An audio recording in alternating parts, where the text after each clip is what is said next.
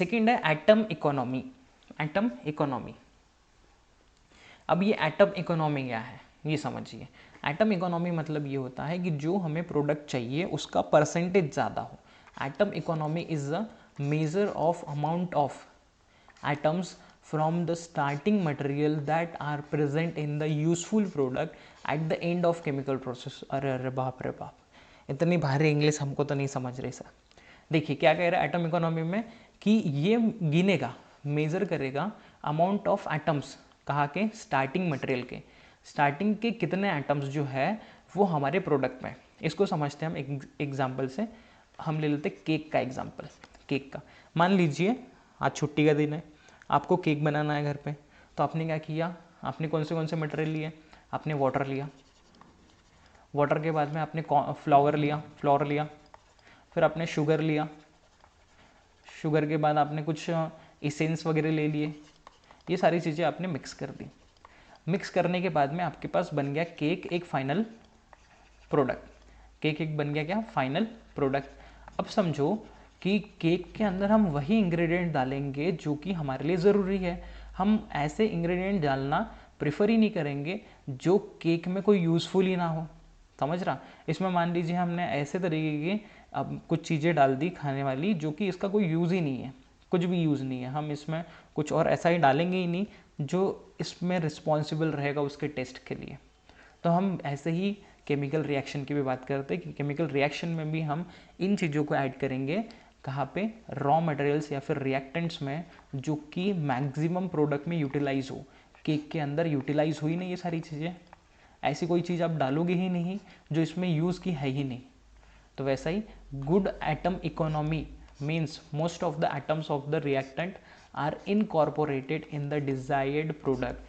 अच्छी atom economy क्या कहती है कि ज़्यादा से ज़्यादा जो रिएक्टेंट के एटम्स हैं वो फिक्स हो चुके हैं डिजायर्ड प्रोडक्ट में, मेन प्रोडक्ट में, and only small amount of unwanted by product, छोटा सा जो बाई प्रोडक्ट है ये बना हुआ है, तो उसको लेसर प्रॉब्लम्स हैं डिस्पोज करने के लिए, उसको ईजीली हम कहीं ना कहीं डिस्पोज कर सकते हैं। और एक एग्जांपल लेके समझिए, अब ये हम केमिकल एग्जांपल लेते हैं।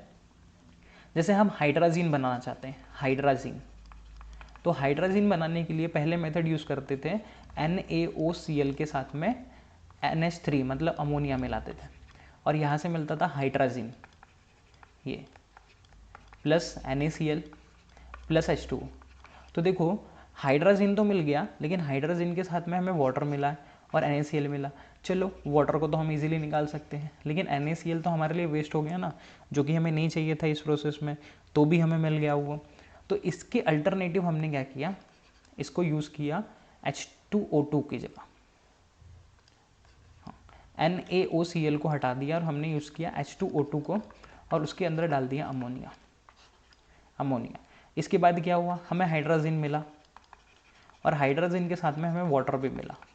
अब देखिए वाटर को इजीली निकाल सकते हैं, यहाँ पे कोई बाय प्रोडक्ट मिला ही नहीं, वेस्ट प्रोडक्ट मिला ही नहीं, और इस वेस्ट प्रोडक्ट को हटाने के लिए हमें एक्स्ट्रा प्रोसेस करनी ही नहीं पड़ेगी। यहाँ पे इसको निकालने के लिए हमें कोई एक्स्ट्रा मेथड करनी ही नहीं पड़ेगी, क्योंकि वाटर तो ईजिली निकल जाता है, ठीक है, उतना प्रॉब्लम नहीं होगा।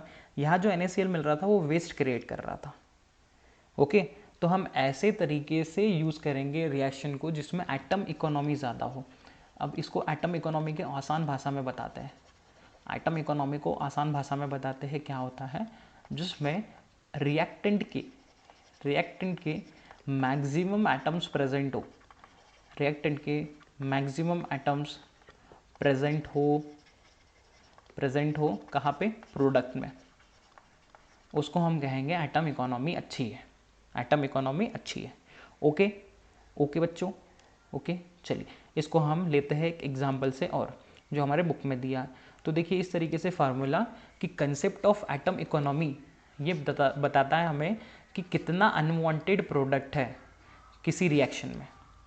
एटम इकोनॉमी का फार्मूला है formula weight of desired product. Formula weight मतलब आप बोल सकते हो molecular weight of desired product, desired मतलब जो चाहिए हमें, sum of formula weight of all reactants, जितना भी रिएक्टेंट का फार्मूला वेट था सबका सम इन 200। सर नहीं समझा, बिल्कुल नहीं समझा। चलिए इसको हम कैलकुलेट करते हैं अभी, रुकिए। तो यहाँ पे हमें एग्जाम्पल दिया है कि conversion of butane 1 ol to 1 bromobutane, butane 1 ol का कन्वर्जन 1 ब्रोमोब्यूटेन में। तो ये है ब्यूटेन 1 ऑल, इसमें NaBr डाला और H2SO4 डाला। अगर आपने ऑर्गेनिक केमिस्ट्री अच्छे से पढ़ा है तो ये अल्काइल ब्रोमाइड बनाने की मेथड है। फिर इसमें हुआ क्या, हमें ये मिल गया। ये क्या है, ये है हमारा डिज़ायर्ड प्रोडक्ट। डिज़ायर्ड मतलब ये चाहिए था।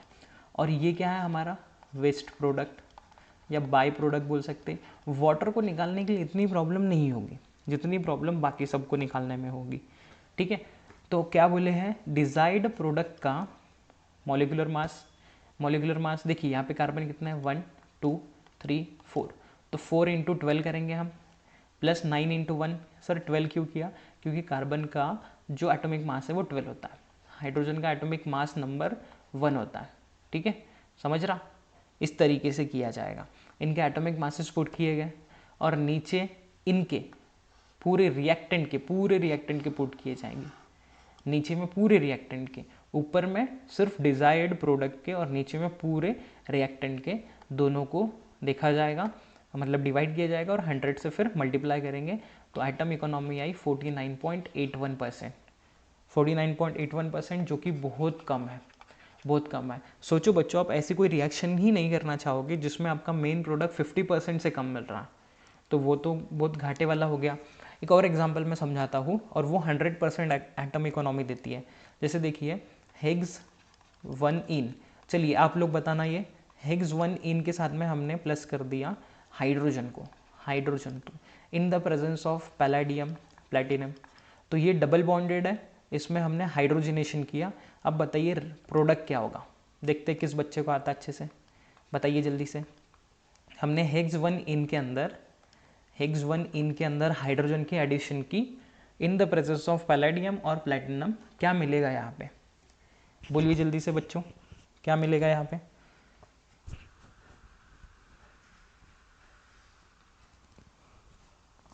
बोलो। डबल बॉन्डेड है, मतलब कि कैसा है, अनसैचुरेटेड। अल्कीन है, अल्कीन किस में कन्वर्ट होगा, अगर 2 हाइड्रोजन लग गए तो बॉन्ड टूट जाएंगे उसके दोनों, और वो कन्वर्ट किस में होगा, सैचुरेटेड में। सैचुरेटेड मतलब क्या, अल्केन में, मतलब ये बन जाएगा हेक्सेन।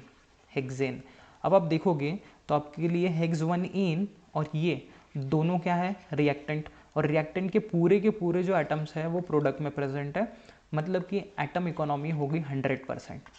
तो जितनी ज़्यादा एटम इकोनॉमी जितनी ज़्यादा होती है उतना ज़्यादा अच्छी रिएक्शन होगी, as per green chemistry, okay. तो यहाँ हम सेकेंड वाला प्रिंसिपल ख़त्म कर लिए हैं।